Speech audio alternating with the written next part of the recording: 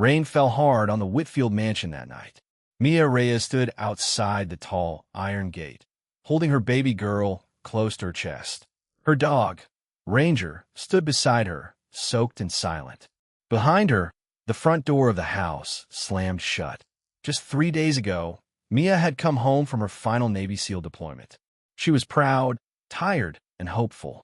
She wanted to give her daughter a peaceful life. Her husband, David, had died in action a year before. This house was supposed to be her family's home too. But Diane Whitfield, David's mother, never accepted Mia. To Diane, Mia was just a soldier who trapped her son. Tonight, Diane had made her feelings clear. "You don't belong here," Diane had said. "Take your things and go." Mia didn't argue. She never begged. She had faced worse than a cold woman's cruelty. She picked up her bag, held her baby tight, and walked into the rain with Ranger following close behind. They found a small motel on the edge of town. The room was cheap and cold, but it was shelter. Mia laid her daughter down gently and sat on the edge of the bed. Ranger rested his head on her knee, as if he understood her pain. "We'll be okay," she whispered. "We always are." But money was tight. Her military pension was small, and she had spent most of her savings during deployment. She sent out job applications, but no one seemed interested in hiring a single mother with a baby and a big dog. Days passed. The motel bill grew. Mia grew tired, but she never let her daughter see her cry. One afternoon, while Mia was checking her mailbox at the motel office, a man in a gray suit approached her. "Are you Mia Reyes?" he asked. She nodded, cautious. "Who's asking?" "My name is Robert Alvarez. I'm a lawyer. I've been trying to find you for weeks." He handed her a card. "It's about your grandfather, Walter Sinclair." Mia frowned. "I don't have a grandfather. My mother never spoke about her family." "He passed away 2 months ago," Alvarez said gently. "He left everything to you. His entire estate. Real estate, shipping companies, investments. It's valued at $300 million. Mia almost laughed. "That's not possible. This has to be a mistake." "It's not a mistake," Alvarez said.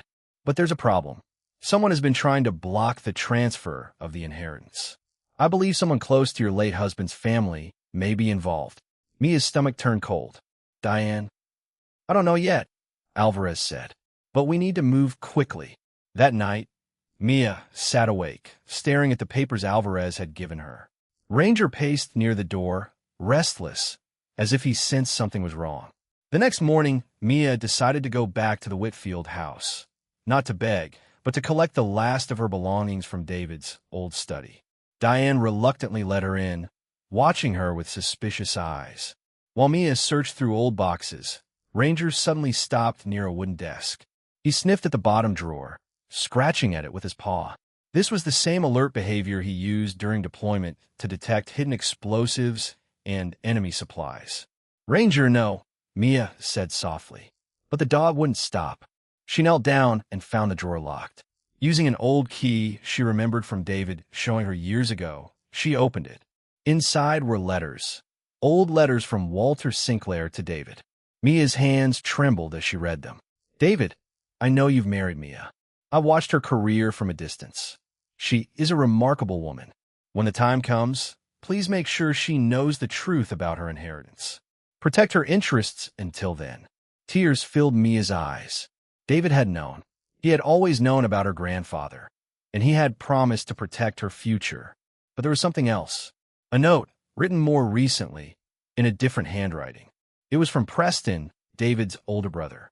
"Found these hidden. Mia doesn't need to know. If the baby is the only heir left, I can control the estate through guardianship." Mia's blood ran cold. Preston had known about the money the whole time, and now he was planning something far worse. He wanted to take her daughter away to control the fortune. She quickly took photos of the letters and left the house without saying a word to Diane. The next few days moved fast. Alvarez confirmed that someone had used forged emails to delay the inheritance transfer, pretending to be David, who had already passed away. It was Preston. He had been managing the family's finances quietly, and after his brother died, he saw an opportunity. Preston had filed paperwork claiming Mia was an unfit mother, unstable, unemployed, living out of a motel room. He requested emergency guardianship of the baby, using the very poverty his own family had forced upon her as evidence against her. Mia felt anger rise in her chest, but she stayed calm. She had faced enemies in war zones. She would not lose to a coward hiding behind lawyers. With Alvarez's help, Mia gathered every piece of evidence: the letters, the forged emails, bank records showing Preston quietly moving family funds. She requested a formal family meeting at the Whitfield house, this time on her terms. When she walked in, holding her daughter with Ranger at her side, Diane looked at her with the same cold pride as before. Preston sat confidently in a chair, expecting to win. But when Mia placed the folder on the table, Preston's smile disappeared. "These are David's letters," Mia said calmly. "And this is your email." Preston, pretending to be him. "You tried to steal my daughter's inheritance." Diane's face went pale. "Preston, is this true?" Preston said nothing. His silence was answer enough. Within weeks, Preston faced serious legal charges for fraud and forgery. Diane, embarrassed and exposed, lost her standing in their social circle. She never apologized to Mia directly, but she never tried to fight her again either. Mia inherited the full $300 million, exactly as her grandfather intended. But instead of chasing revenge, she chose to build something meaningful. She used part of the fortune to create a foundation supporting military families and single parents, naming it after David and her grandfather Walter. Months later, Mia stood in her new home, paid for, safe, and full of light. Ranger lay by the fireplace, finally resting after being their protector through it all. Her daughter slept peacefully in the next room.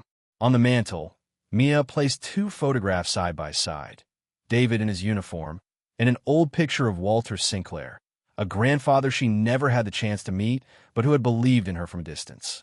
She smiled softly, whispering to the empty room, "We made it, just like you knew we would." Outside, the storm that once chased her from the Whitfield house was long gone. Only calm skies remained. 6 months passed. Mia's life had settled into something she once thought impossible: peace. Her foundation, named after David and Walter, had already helped dozens of military families find homes. She spoke at small events, always calm, always humble. She never mentioned Diane or Preston by name. She didn't need to. Her success spoke for itself. But peace, Mia had learned long ago, never lasted forever. One morning, while going through foundation paperwork, her assistant knocked on the office door. "Mia, there's someone here to see you. She says it's urgent." Mia looked up. "Who is it?" "She says her name is Claire Whitfield." Mia froze. She hadn't heard that name before. Whitfield was David's family name, but she didn't know any Claire. "Send her in," Mia said, curious. A young woman walked in, maybe 19 years old. She looked nervous, her hands trembling slightly as she held a folder against her chest. "Mrs. Reyes, I'm sorry to bother you," she said. "My name is Claire. I'm Preston's daughter." Mia's eyes widened. She didn't know Preston had a daughter.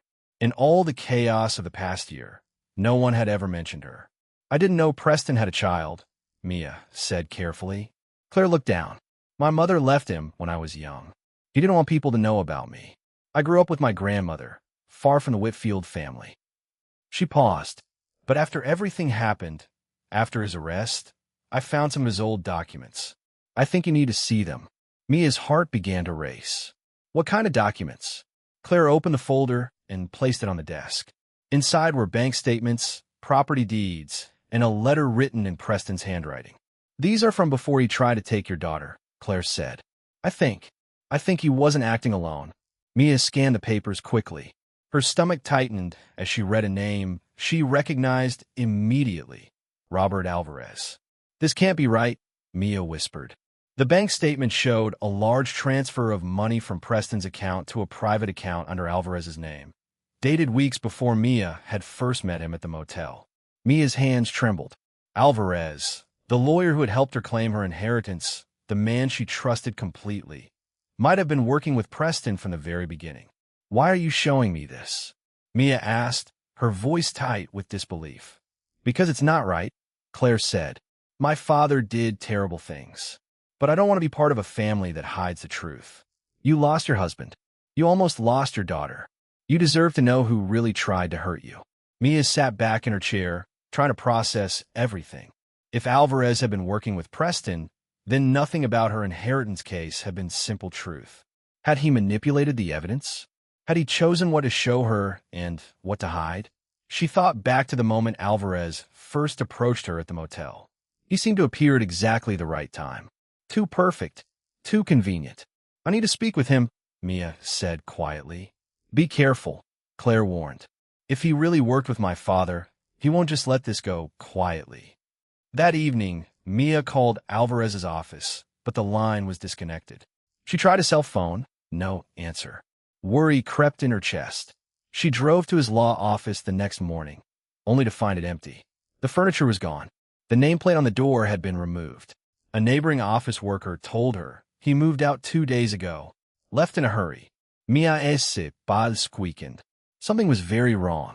She returned home, her mind spinning with questions. Ranger greeted her at the door, but this time he didn't seem calm. He paced near the windows, growling softly at nothing Mia could see. What is it, boy? She asked. Ranger walked to the front door and scratched at it. The same alert behavior he had shown months earlier with the hidden letters. Mia's instincts, sharp from years of military training, told her not to ignore it. She checked the security cameras installed around her property, a habit from her old military life. On the recording, she saw a car parked across the street for almost an hour the night before. Its headlights off, someone sitting quietly inside. Her breath caught. She zoomed in on the license plate and searched it through an old contact she still had from her Navy years. The results came back fast. The car was registered to a private investigation firm, one she had never heard of, based 2 states away. Someone had been watching her house. Mia's mind raced through possibilities. Was Alvarez trying to hide from her? Or was he working with someone still trying to take what belonged to her daughter? She thought of Diane, quiet and humiliated after Preston's arrest, but never truly gone from the picture. She thought of Preston, now in prison, but still capable of pulling strings from behind bars. And now Alvarez, missing without explanation. That night, after putting her daughter to sleep, Mia sat in the living room with Ranger by her side, staring at Claire's folder once more. She noticed something she had missed before, a small note clipped to the back page, written in different ink. If something happens to me, check the storage unit on Route 9. Everything is there. It wasn't Preston's handwriting. It was someone else's. Someone careful. Someone who wanted the truth to come out, even if they couldn't say it directly. Mia stared at the words for a long time. Was this a warning? A confession? A trap? She looked at Ranger, who sat calmly now, watching her with steady eyes, as if waiting for her decision. Mia closed the folder and took a deep breath. She had survived war zones. She had survived betrayal. She had built a life for her daughter out of nothing but courage and truth. She wasn't going to stop now. The next morning, she packed a small bag, checked her daughter into the care of a trusted friend, and got into her car. Ranger jumped into the back seat, ready, as always, to protect her. As she drove toward Route 9, her phone buzzed with a message from an unknown number. Don't go there. It's not what you think. Turn back before it's too late. Mia's hands tightened on the steering wheel. Whoever was sending these messages knew exactly where she was headed, and they weren't trying to help her. She glanced at Ranger in the rearview mirror. He sat still, ears alert, staring straight ahead down the empty road, as if he could sense the danger waiting for them. Mia took a slow breath and kept driving. Whatever secret was hidden at that storage unit, she was ready to face it, no matter what it cost her. The storage facility on Route 9 was quiet. Rows of metal doors lined a gravel lot, most of them rusted and forgotten. Mia parked her car near the entrance and sat still for a moment, watching the road behind her. No one had followed. At least, no one she could see. Ranger jumped out first, sniffing the air, his body tense and alert. Mia followed close behind, gripping the folder Claire had given her. The unit number from the note was 114. She walked down the row slowly, her boots crunching against the gravel. When she found it, the lock was old and rusted but still closed. She had brought bolt cutters just in case. Years of training had taught her to always prepare for the worst. The lock snapped easily. Mia lifted the door, and it rolled up with a loud, echoing creak. Inside, the unit was small and dusty. Boxes were stacked against the walls, along with an old filing cabinet in the corner. Ranger walked in first, sniffing each box carefully before sitting near one in particular, marking it the way he had been trained to do. Mia knelt down and opened it. Inside were files, hundreds of pages of documents, bank records, and photographs. She recognized some of the names immediately. Preston, Diane, and Alvarez. But there was another name she didn't expect to see. A name that made her chest tighten. Walter Sinclair. Her grandfather. She pulled out a folder labeled Private Investigation, West Sinclair Estate. Inside was a report dated almost 2 years before Walter's death. It detailed a private investigator hired to track down Walter's missing granddaughter, Mia herself. But the report wasn't ordered by Walter. It was ordered by Alvarez. Mia's hands shook as she read further. Alvarez hadn't just been Walter's lawyer. He had been secretly working to locate Mia long before Walter's death, gathering information about her military service, her marriage, and her financial situation, all without her knowledge. Why would a lawyer need to investigate her so deeply, so early? She kept searching and found a second document, this one more recent. A signed agreement between Alvarez and Preston, dated just weeks after David's funeral. The agreement outlined a plan. If Mia could be proven mentally or financially unfit, guardianship of her daughter would pass to Preston. In exchange, Alvarez would receive a percentage of the estate once it was under Preston's control. Mia felt sick. Alvarez hadn't been trying to help her from the start. He had been playing both sides, waiting to see which plan would succeed. When Preston's guardianship attempt failed and Mia won her inheritance, Alvarez simply switched sides and pretended to be her ally all along. Everything from the beginning had been part of his plan. The timing of his visit at the motel, the urgency in his voice, even the paperwork he helped her file. She had trusted him completely. Ranger let out a low growl, pulling Mia's attention away from the documents. He stood facing the storage unit entrance, his body stiff, ears pinned back. Mia turned quickly. A car had pulled into the lot, engines still running, headlights cutting through the dust in the air. She quickly gathered the files into her bag, her heart pounding. She had no idea who was in that car, but her instincts told her it wasn't safe to find out. She grabbed Ranger's leash and moved toward the back of the unit, searching for another way out. There was a small gap in the metal wall, just enough space for her to slip through with Ranger close behind. They emerged into a narrow alley between the storage units, hidden from view. Mia peeked around the corner and saw a man stepping out of the car. He was tall, wearing a long coat, his face partly hidden by a hat. It was Alvarez. He walked toward Unit 114, glancing around cautiously before stepping inside. Mia's mind raced. If she stayed hidden, she might overhear something important. If she was caught, she had no idea what he might do to protect his secret. She decided to stay, crouching low behind a stack of old crates. Ranger silent beside her, trained to hold still no matter the danger. Inside the unit, she heard Alvarez's voice, sharp and anxious, speaking on the phone. "She knows," he said. "She has the files. I don't know how, but she found the storage unit." There was a pause as he listened to the person on the other end. "No, I can't stop her," he continued. "She's not like the others. She's trained for this. If she takes this to the police, everything falls apart. The money, the properties, all of it." Mia's breath caught in her throat.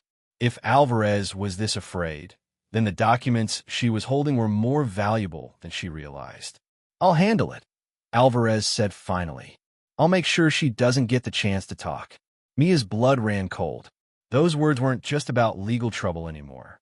They sounded like a threat.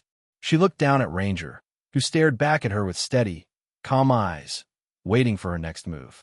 She thought of her daughter, safe at home with her friend, unaware of the danger her mother was walking into.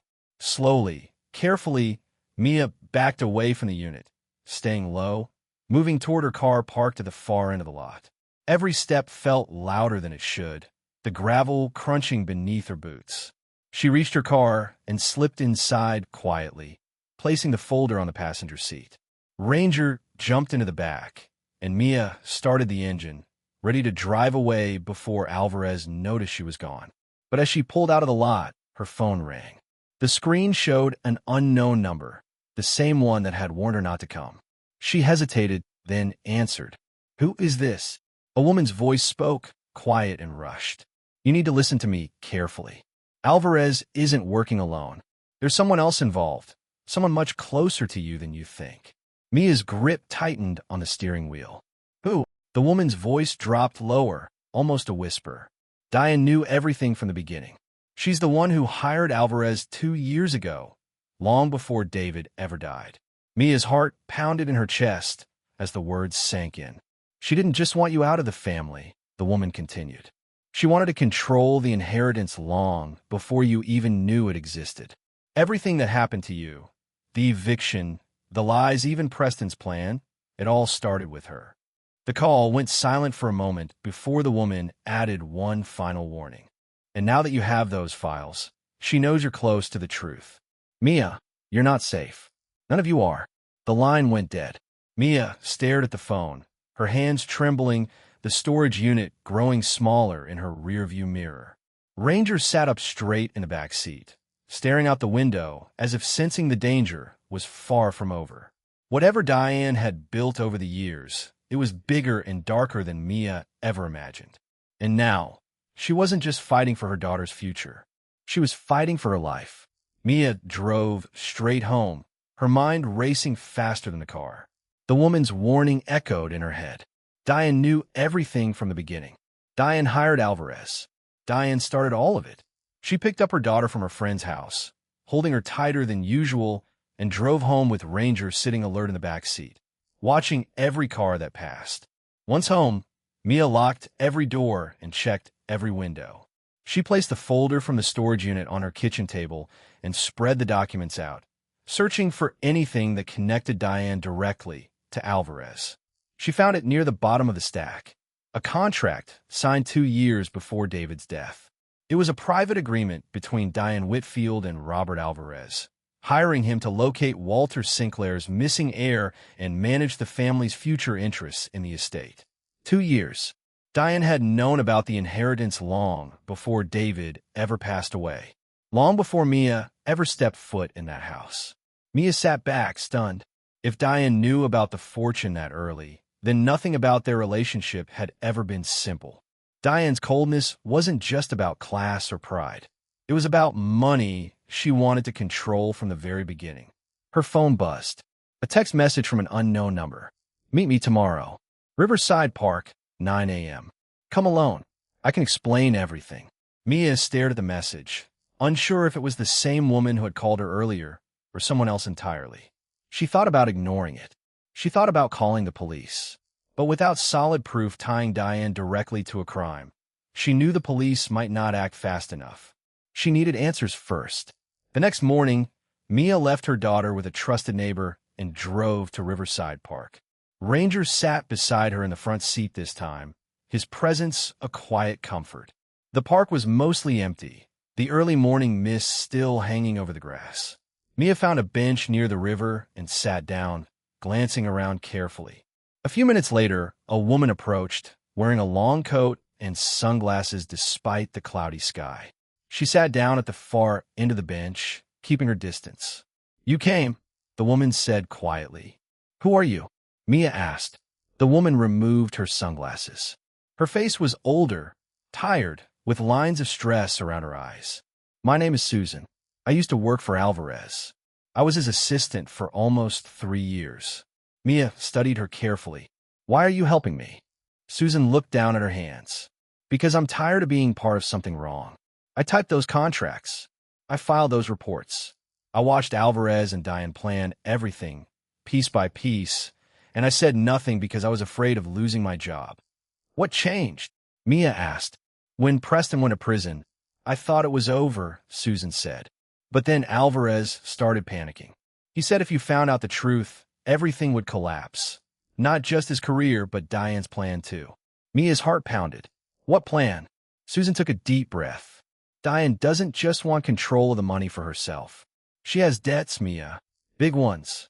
The Whitfield family lost most of their fortune years ago through bad investments. The house, the cars, the parties, it's all been funded through loans and false appearances for years. Mia's eyes widened. She's broke? Susan nodded. Nearly bankrupt. When she found out about your grandfather's fortune through Alvarez, she saw a way to save the family name. If Preston gained guardianship of your daughter, Diane would have controlled the estate through him. It was never about hating you, Mia. It was about survival, her survival. Mia sat in silence, processing everything. All the cruelty, the humiliation, the night she was thrown into the rain. It wasn't just about pride. It was about a desperate woman trying to hide her family's collapse behind lies and control. Why should I believe you? Mia asked finally. Susan reached in her bag and pulled out a small recording device. Because I have proof. I recorded a conversation between Diane and Alvarez 2 weeks ago. They didn't know I was still listening. She handed the device to Mia. Everything you need is on here. Diane admitting to hiring Alvarez. Diane planning to remove you from the family long before you ever arrived. It's all there. Mia took the device carefully, her hands trembling slightly. Why didn't you go to the police yourself? Susan's eyes filled with fear. Because Alvarez isn't just a lawyer, Mia. He has connections, dangerous people who help him make problems disappear. If I go to the police alone, I don't think I'll be safe. But if you take this with your background, your reputation, people will listen to you. Before Mia could respond, Ranger suddenly stood up, his body stiff, growling low toward the parking lot. Susan's face went pale. That's him. Mia turned and saw a black car parked near the entrance, engine running, exactly like the one from her security footage days earlier. You need to go, Susan said quickly, standing up. Now, come with me, Mia said. I can protect you. Susan shook her head, stepping back. If I disappear too, it will only prove their story, that we're both unstable, making things up. I need to stay invisible for now. Please, just use the recording. Expose them before they hurt someone else. Before Mia could argue, Susan turned and walked quickly toward the trees on the other side of the park, disappearing into the mist.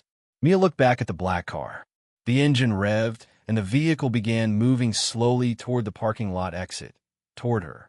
She grabbed Ranger's leash and moved quickly toward her own car, glancing over her shoulder every few seconds. Her mind raced through options. Call the police now? Wait until she had more proof. Protect herself first? Or protect the truth. She reached her car and got inside, locking the doors immediately. Ranger jumped into the back seat, still growling softly, watching the black car through the rear window. As Mia started the engine, her phone buzzed once more. A new message, this time from a number she recognized, Diane's.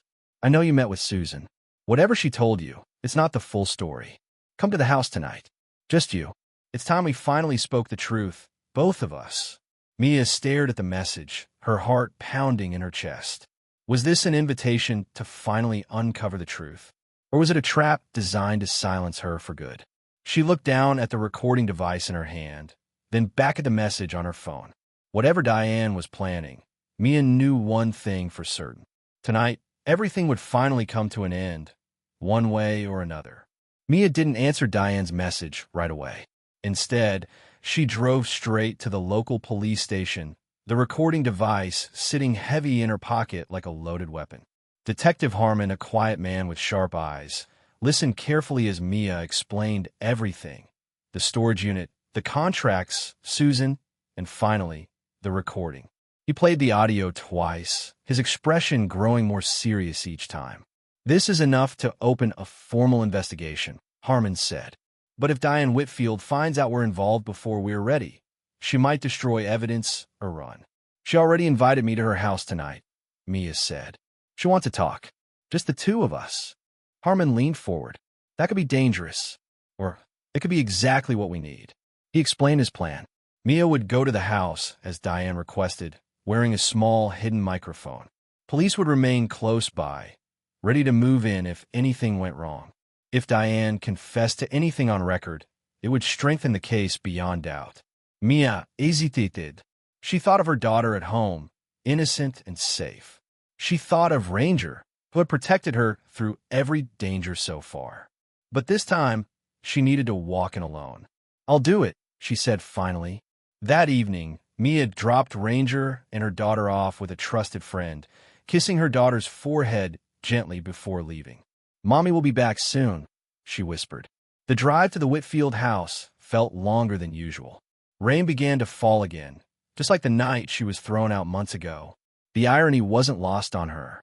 Diane opened the door herself this time, her usual pride replaced by something softer, exhaustion, maybe even fear. "Thank you for coming," Diane said quietly, stepping aside to let her in. The house looked different in the dim evening light. Some furniture was missing. A few paintings that once hung proudly on the walls were gone, leaving pale outlines behind. "Selling things?" Mia asked, noticing the empty spaces. Diane's jaw tightened. "There are things you don't understand." "Then explain them to me," Mia said calmly, taking a seat across from her in the living room. Diane sat down slowly, her hands folded tightly in her lap. "When David was young, his father made terrible investments. By the time he died, the family fortune was nearly gone. I spent years hiding it, selling pieces quietly, pretending everything was fine, keeping our name respected in this town. So when you found out about my grandfather's money," Mia said, "you saw a way to save yourself." Diane's eyes glistened, though she refused to cry. "I saw a way to save this family. Everything I built, everything David and Preston grew up believing in, it would have all disappeared without that money. So you hired Alvarez to find me," Mia said. "Not to help me, to use me." Diane didn't deny it. "At first, yes. I want to know who you were, what kind of threat you posed. But then David actually married you. He loved you, Mia. I saw it. I couldn't let go of what I thought this family needed. You threw me out into the rain with my baby," Mia said, her voice steady but sharp. "You let Preston try to take my daughter. You let Alvarez manipulate everything from the shadows. That's not protecting a family. That's destroying one." Diane lowered her head, silent for a long moment. "You're right. I know that now. But there's something else you need to understand, something even Alvarez doesn't know." Mia esse pas squeaked. "What?" Diane reached into a drawer beside her chair and pulled out an old photograph, worn and faded at the edges.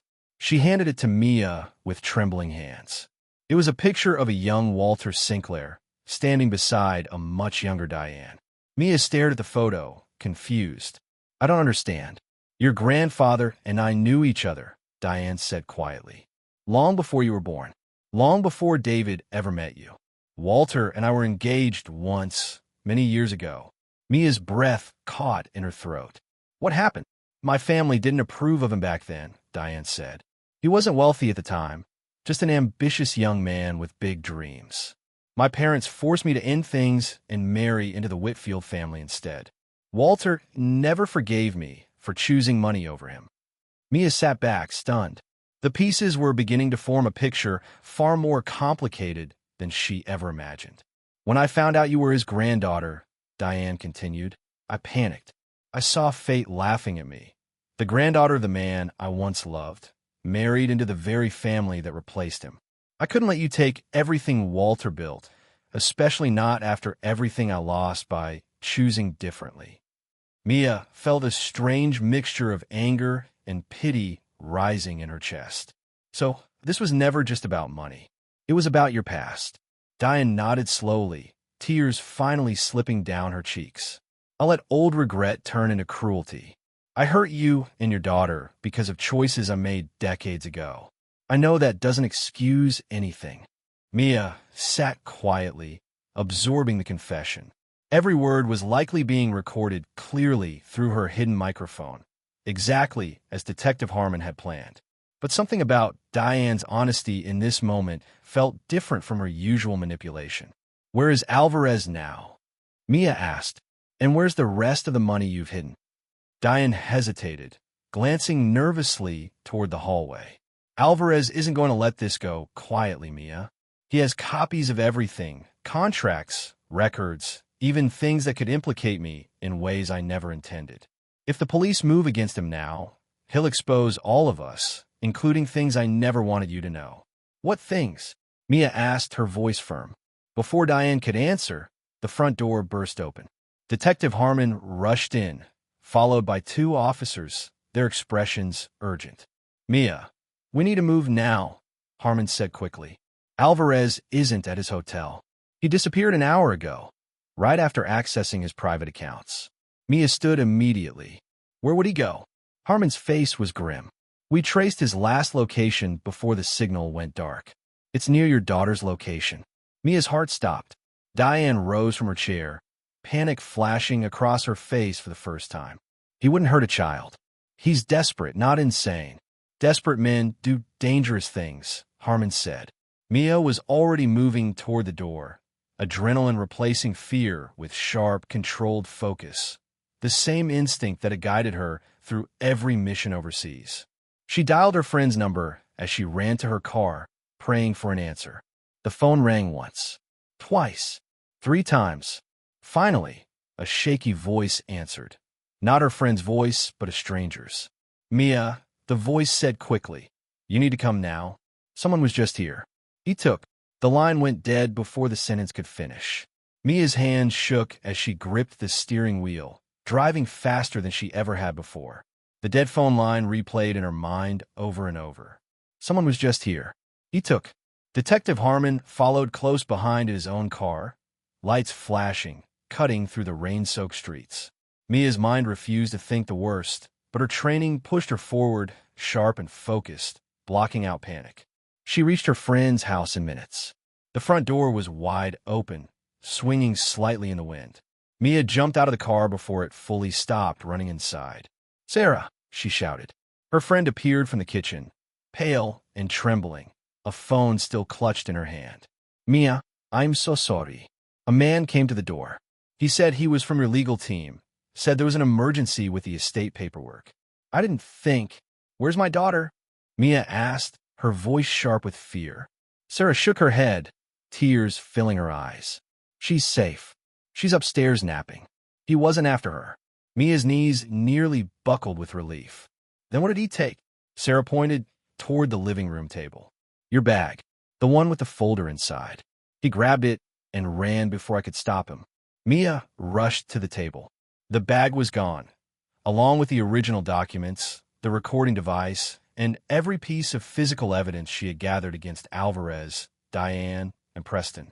Detective Harmon walked in behind her, quickly assessing the scene. "Which direction did he go?" Sarah pointed toward the back door. "He had a car waiting in the alley."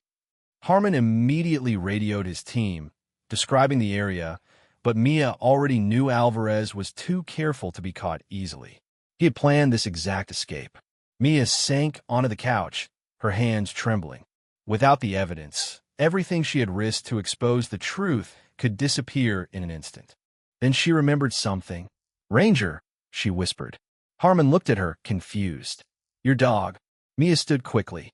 "He's trained in tracking, not just detection. If Alvarez's scent is on that bag, Ranger can follow it." She rushed to her car, where Ranger had been waiting patiently in the back seat.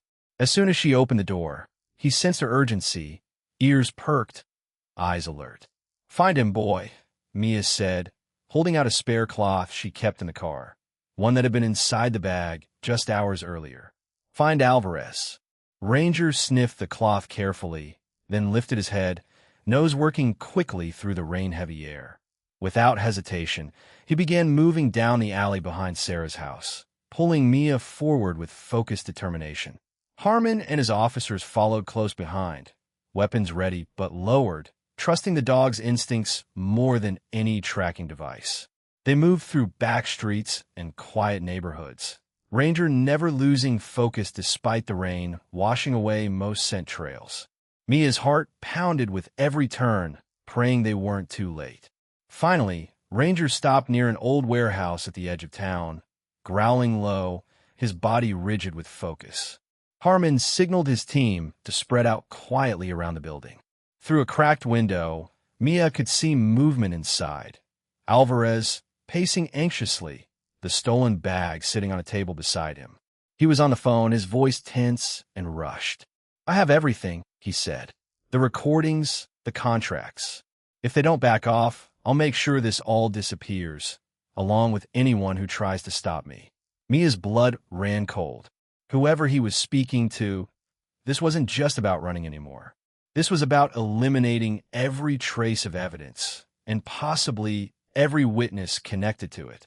Harmon motioned for his officers to move in. Within moments, they surrounded the warehouse entrance, weapons drawn, voices commanding Alvarez to surrender. Inside, chaos erupted. Alvarez grabbed the bag and ran toward a back exit, but Ranger was already moving, faster than anyone expected. He slipped past the officers and chased Alvarez through a side door before Mia could even call him back. "Run, kid!" "No." Mia shouted, running after them. She burst through the door just in time to see Ranger leap forward, knocking Alvarez to the ground before he could reach his car. The bag flew from his hands, scattering papers across the wet pavement. Alvarez struggled beneath Ranger's weight, but the dog held firm, growling low, refusing to let him move until the officers arrived. Harmon and his team rushed in, quickly restraining Alvarez and placing him under arrest.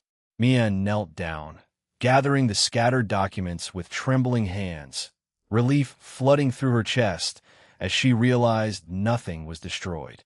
"You have no idea what you've just done," Alvarez spat as officers pulled him to his feet. "This isn't over. Diane isn't the only one involved. There are people far more powerful than her who wanted this inheritance buried." Mia froze, staring at him. "What are you talking about?" Alvarez smiled bitterly, despite his situation. "Walter Sinclair didn't just leave you money, Mia. He left you control over contracts and partnerships worth far more than $300 million. Some very powerful people have been waiting years for this inheritance to disappear quietly. Diane was never the biggest threat you needed to worry about." Harmon signaled the officers to move him away before he could say more, but his words lingered heavily in the air. Mia stood in the rain, holding the recovered documents against her chest, Ranger sitting calmly beside her once again, his job done for the night. But Alvarez's warning echoed in her mind, refusing to fade. Some very powerful people have been waiting years for this inheritance to disappear quietly. Who were they? What do they want? And how far would they go to make sure Mia never stood in their way? As Harmon walked her back to the car, his phone suddenly rang. He answered quickly, his expression shifting from relief to concern within seconds. "Are you sure?" he said into the phone, glancing toward Mia. "Send everything you have immediately." He hung up and turned to her, his voice low and serious. "Mia, that was my team at the station. While reviewing Walter Sinclair's original will and business records, they found something unusual, a hidden clause buried deep within the estate documents, something even Alvarez might not have known about." "Mia es stomachtightened." "What kind of clause?" Harmon hesitated, choosing his words carefully. "It seems your grandfather wasn't just protecting you from Diane or Preston. There's a name listed as a secondary beneficiary, someone connected to a much larger company Walter once did business with. And according to the records, that person has been silently monitoring the estate transfer from the very beginning." Mia felt a chill run down her spine, colder than the rain still falling around her. "Who is it?" she asked. Harmon looked down at his phone, reading the name slowly, his eyes narrowing with unease. "The name listed," he said quietly, "is someone you've already met.